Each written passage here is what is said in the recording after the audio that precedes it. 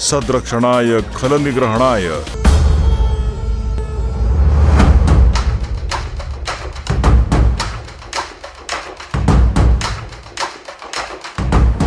आज बारामती आपल्याला शरद पवार साहेबांमुळे माहिती आहे, पण ती महाराष्ट्राला शौर्यासाठी आणि कर्तबगारीसाठी इसाक बागवान यांच्यामुळे सुद्धा माहीत झाली।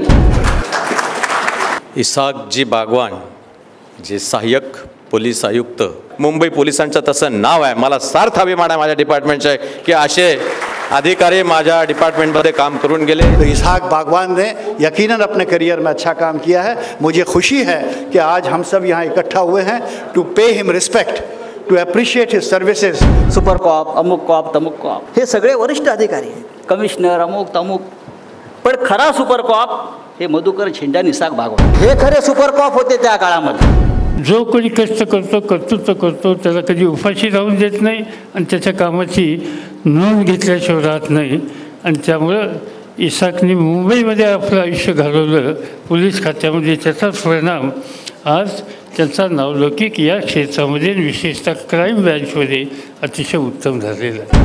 निवृत्त होऊन एक इनिंग संपवून पोलिसाच्या ड्युटीची एक शौर्य पदाची आपली दुसरी इनिंग सुरू करत पहिली ओव्हर टाकतात आहेत एक चांगलं पुस्तक साहित्यातलं इसाक बागवान नावाचं एक वाचनप्रिय सुसंस्कृत असे शरदचंद्रजी पवारांच्या हातून या पुस्तकाचा उद्घाटन सोहळा होतोय।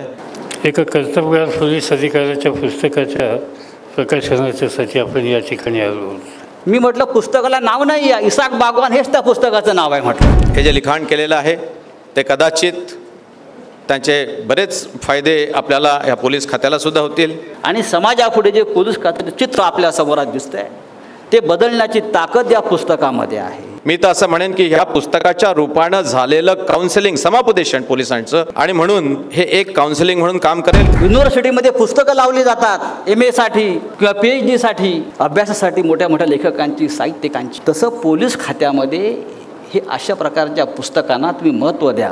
हे पुस्तक वाचा। नागपूरच्या पोलीस ट्रेनिंग कॉलेजच्या सिलेबसमध्ये हे पुस्तक जर ठेवलं आणि त्याच्यावरचे आधारित काही प्रश्न विचारले गेले तर माझी खात्री आहे की तिथे येणारा परीक्षार्थी हा हे पुस्तक बारकाईनं वाचल्याशिवाय राहणार नाही। आणि पोलीस दलातले अधिकारीसुद्धा कसं काम करू शकतात आणि आपण ह्याच पद्धतीने काम केलं पाहिजे या प्रकारचा आदर्श ठेवण्याची एक महत्त्वाकांक्षा त्या मनामध्ये झाल्याशिवाय राहणार नाही।